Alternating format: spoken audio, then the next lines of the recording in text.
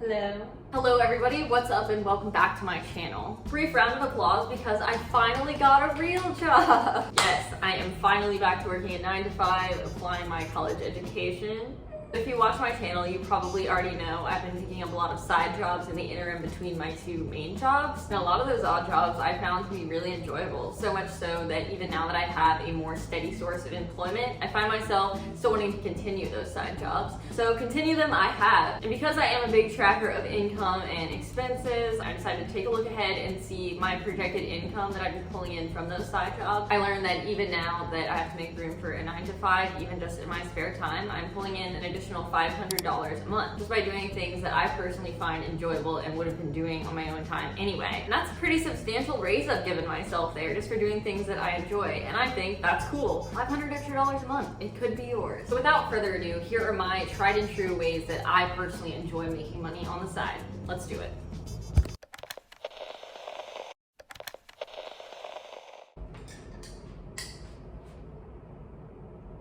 Okay, so I'm gonna start off with the easiest one. You should be a pet sitter. It is literally so easy. I like this one the best because you can multitask while you pet sit. Most conventional methods of making money that we think of them require you trade your time for money. And this one, aside from any commute time, you don't really have to do that. It's incredibly easy and you get paid for every minute of the day that you're there while doing very little work actually. This one is my primary source of side income. Rates are going to vary according to your area, but I pretty much just charge a flat rate of $40 a day. So it doesn't matter if I'm commuting to just let your dog out a few times during that day or if I'm staying the night. The issue for me is just like getting there. So it's $40 a day and I can do this over the weekends now. So really if I'm comfortable sacrificing a weekend staying in my own home and just staying in somebody else's, I can pull in 3 times $40, which comes out to be $120. Wow, I hope you're all impressed with that math. I personally don't like to be away from home every single weekend now. I've got to see my husband sometimes, but just allocating 2 weekends a month to just stay somewhere else, and oftentimes my husband can come with me. That's an easy $240, and there you go. You're already halfway to your $500 a month extra mark.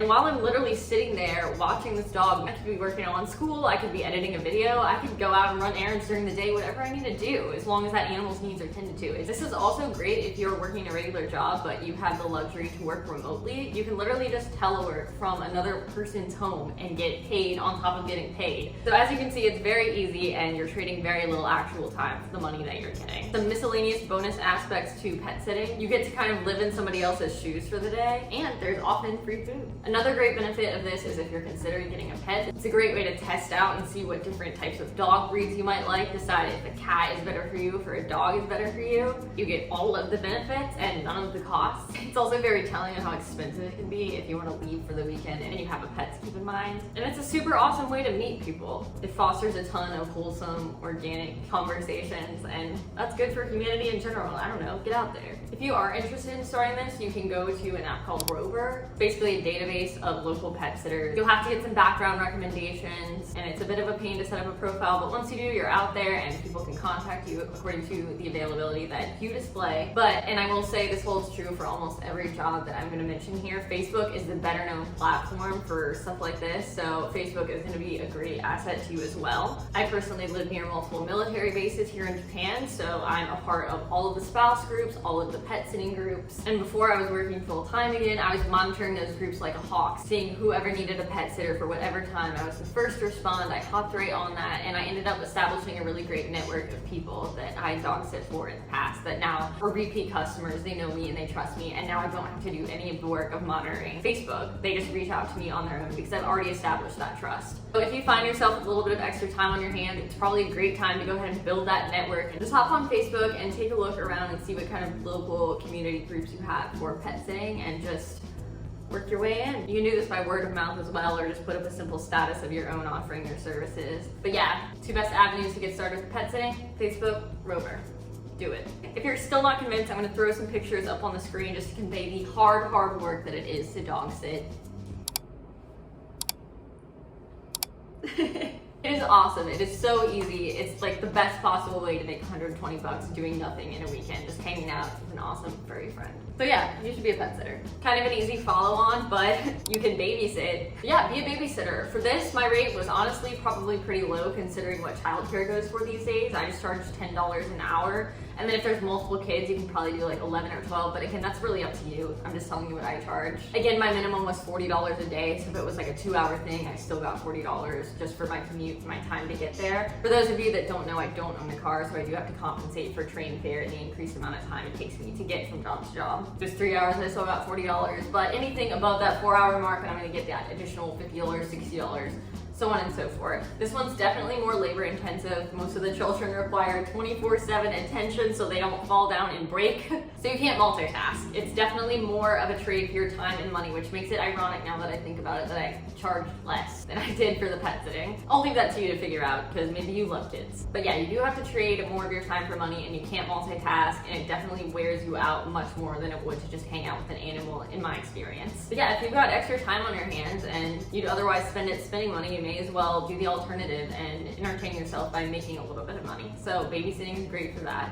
Again, to get most of these jobs, I was just using Facebook groups, the spouse groups, or the like sitters and parents of insert base here. But just like with the pet sitting, you can just do this by word of mouth or offering your services by posting a Facebook status. I hate how beholden to Facebook I am for the odd jobs. We're all a slave to Zuckerberg. But yeah, just check out your local area, see what's around, and just advertise your services however that would be best. All right, the next one is a little bit more on brand for me, and that is clothing resale. And yes, I'm talking about Poshmark and Depop. So before we start, I'm gonna say don't go out and buy a bunch of clothing that you wouldn't wear yourself. The most risk-free way to do this is to only thrift as you would normally, and then just get in the habit of reselling clothing that you found didn't work for you, but it's still kind of like marketable. Back when I lived in the States, this was so fun for me because I was teleworking, so I had a lot of time extra to just snap a photo of the outfit. This is less applicable to me here because it is just so easy to go into a thrift store in Japan and get clothing that is so cute and so unique and so affordable. But back in the States, I was on a roll with this stuff. I made so many Poshmark and Depop sales just by kind of doing something that I already loved. Thrifting, putting together outfits, deciding, okay, I'm gonna declutter this doesn't work for me, let's pass it on. And it's just another great example of making money by doing something that you already like doing anyway. A lot of these instances, I was actually making money on the clothing. I would buy something for a few dollars,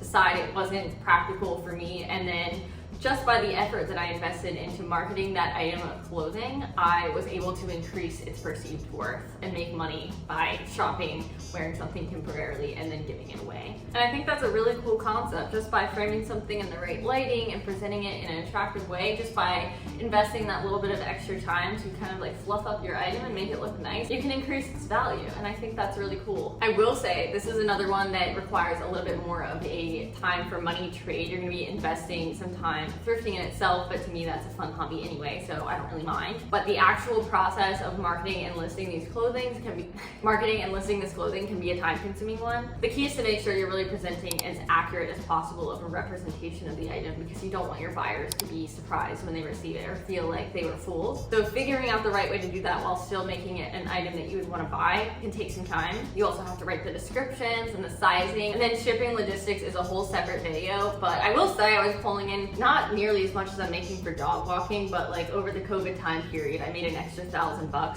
selling clothing that I already owned or cleaning out my closet. So if you're a big thrifter and you're a lover of fashion like I am, this is probably a great option for you. I think I mentioned this a little bit previously, but Depop and Poshmark were my personal favorite avenues for selling my clothing, so I recommend getting started on those apps. But yet again, something I didn't realize is that Facebook is still the best known platform, so you're gonna get probably a lot more traffic there if you also list your items, especially with name brand things. I sold a bunch of North Face stuff that way. So yeah, also definitely check out Facebook Marketplace. eBay, I had like no luck with it all, but maybe you'll be different. So yeah, I'm gonna say Depop, Poshmark, Facebook Marketplace. And yeah, this is a great way to make a little cash on the side while doing something that you already love and decluttering things that aren't for you anymore. So the next thing you can provide is a product, and this is where it gets a little bit more into the skills that are specific to you. I think everyone has some kind of niche they can tap into and monetize. For me, that skill is painting. My weird liking of painting portraits of animals and people is the thing that nets me the other half of the $500 extra per month that I'm bringing in. So it's just dog sitting and portraits. That is like how I make my money one side. And I already have the supplies on hand. I've got art paper and paints that I've had since college. So the upfront cost of getting started was $0. I just decided to throw up an advertisement in one of the Facebook groups I was a part of and just see if people would be interested in pet portraits. And wow, people are really interested in pet portraits. I would have had no idea.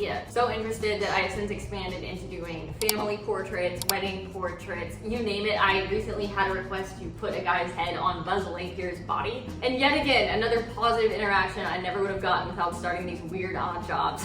Don't know how I'm gonna pull that off, but stay tuned. Quick rundown, if you happen to be an artist yourself, everybody's stuff is gonna be priced differently. But per subject, I charge about $50. So for one pet, that's $50. Any customizations, I will increase accordingly. And then say it's like a family of 3, that's 3 subjects. That's gonna net me another $150. And so for the next 2 months, the rest of the $500 that I'm bringing in is gonna be in portraits. That's the other big half of my income. And I can do that from home. I can work on that while I'm dog sitting. So yeah, I've been really lucky to be able to get paid to just kind of hone that skill of painting and use a hobby that I already enjoy doing and would have done already in my free time. But you don't have to be a painter. Just look at yourself and see what hobbies you have that you enjoy doing already and see if they could potentially be monetized. So going back to the thrifting thing, maybe you like to thrift and alter it in some way. A thrift flip, those are huge right now, and they don't require a whole lot of sewing expertise. Half of it is hacking off the bottom of a shirt. You can do that. So sell personally altered custom clothing. Maybe you make candles or jewelry. You might laugh at the making jewelry thing, but have you seen some of the jewelry trends lately? They are literally made of children's beads. You can probably steal the materials from the kid you're babysitting now.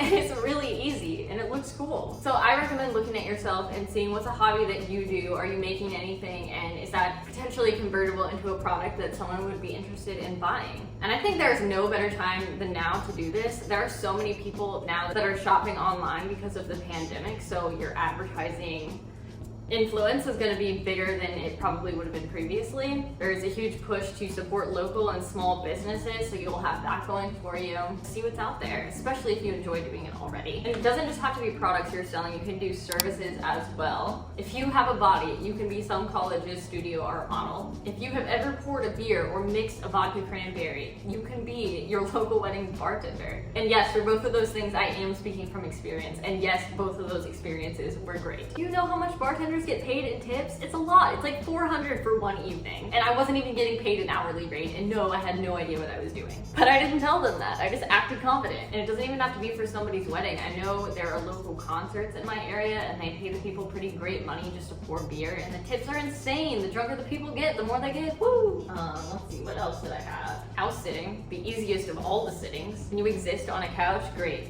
House sitting. So just look within yourself, see what you enjoy doing, and just see if there's a way to translate that into an odd job. I guarantee you it's worth your time.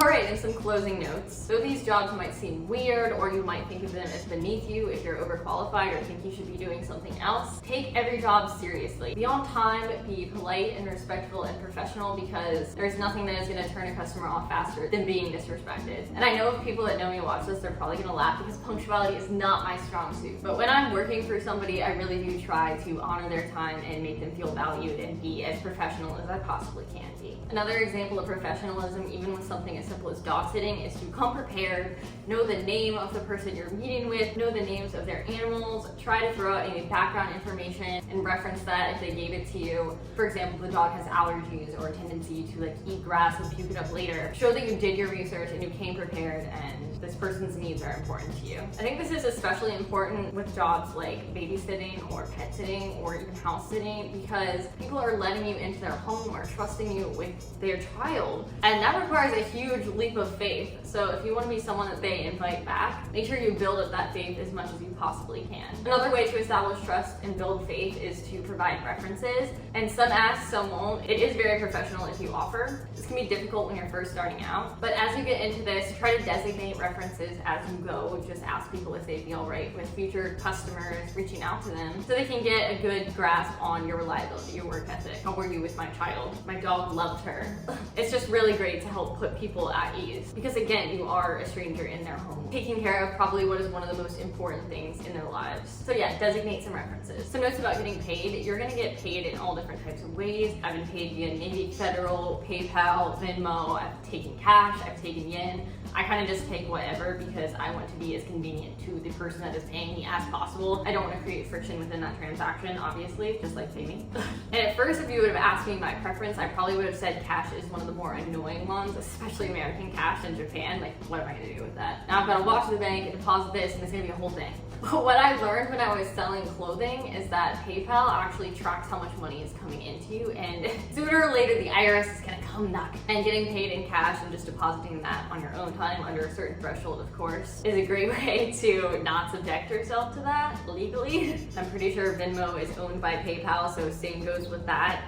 Getting paid in cash is probably a better alternative from a tax perspective than using one of the digital services. But if people do want to use a digital service, PayPal, I know at least there's an option where you can pay someone saying this is for a family member, and that will exempt you from the tax thing. So I'm pretty sure most people aren't gonna mind checking that box for you if that is their chosen route of paying you. And one of the most important tips I can give, and this is such an annoying one, but be confident. Give these people the impression that you are a professional, even if you have no idea what you are doing. It's important to inspire confidence in your customers, even if you don't necessarily feel so confident in yourself. I think some key things to look for when deciding if a job is right for you is decide if it is something that you already enjoy doing. Because if you're gonna be doing something already, you may as well get paid for it. Try to ensure the materials required to do this job aren't gonna be ones that are gonna cost you a ton of money. You kind of wanna make sure these are things you already have on hand. On hand. I know I had to bounce there. Really excited. And that's it. Thank you guys for watching. If there's any glaring odd jobs that you think are so easy and that I missed, go ahead and comment them below, because I'll probably want to try it out at some point. But I hope you guys learned something. I hope this makes you less dependent on whatever job you currently have, or just able to make more money in general. We're all about financial freedom here. Get out there and meet some people, make a little extra money. But other than that, have a great rest of your day, and I will see you next week.